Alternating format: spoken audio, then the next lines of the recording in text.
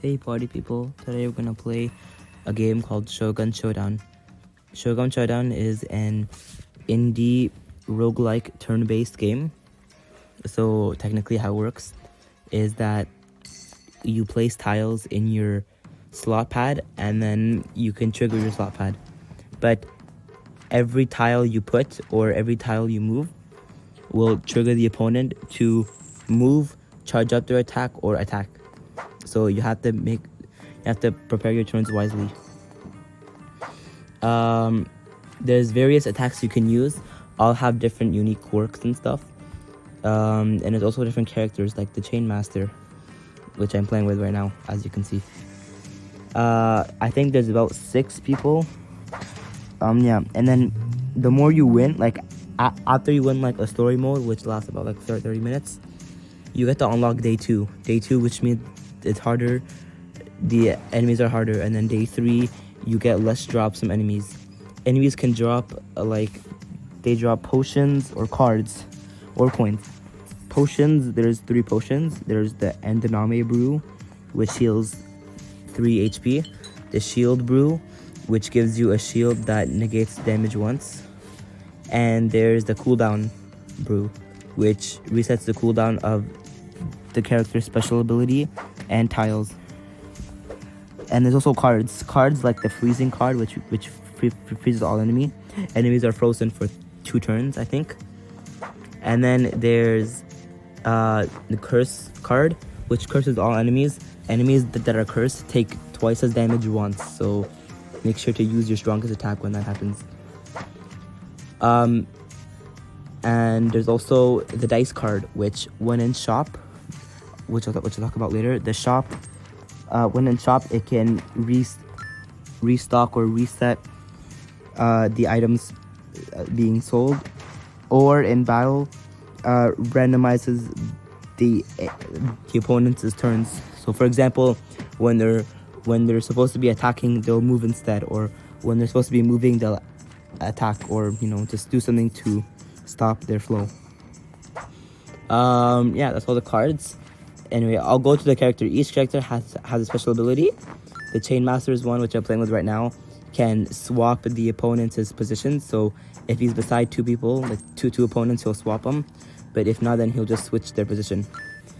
They all have unique abilities. I can't really name them all now, but you guys should really play the game on Steam. It's about $20. Yeah. There's also the shop. The shop is a place where you can spend your coins to either upgrade your tiles or buy abilities and or potions, like I talked about. Abilities. Not abilities. Yeah, effects on the top right corner, you can see it. There's 7 types of effects, I think. There's combo effects, there's shield effects, there's dancer effects, which is just movement, and attacking effects, and healing effects. They all work differently. I think, I don't know how many there was, but yeah. So you can also sacrifice one of your tiles to get 40 coins. Personally, I do that because I don't use all my tiles. You can only have a maximum of 3 tiles in hand, so you can only do 3 actions at a time, so make them count. This game works on strategy, to use your turns wisely and to know when your opponent's gonna do. Some opponents can use their own moves against you, so you have to watch out.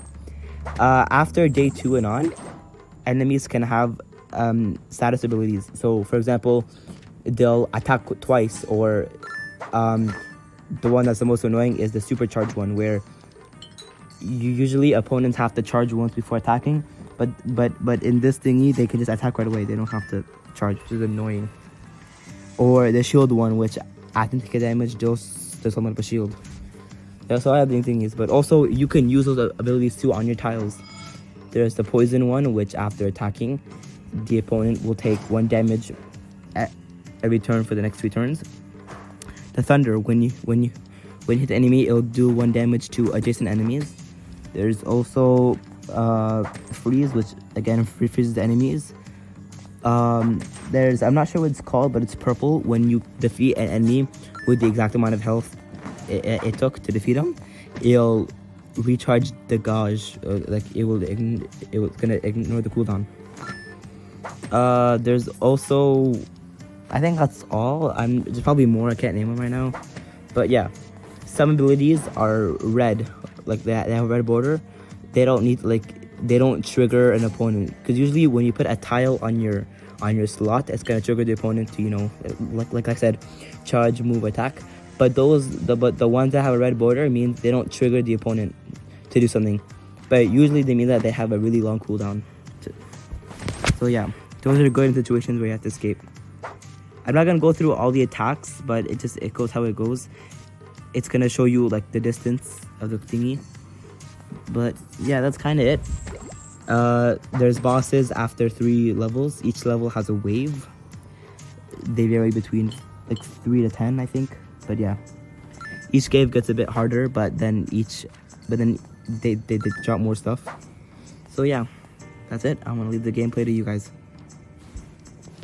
Bye bye.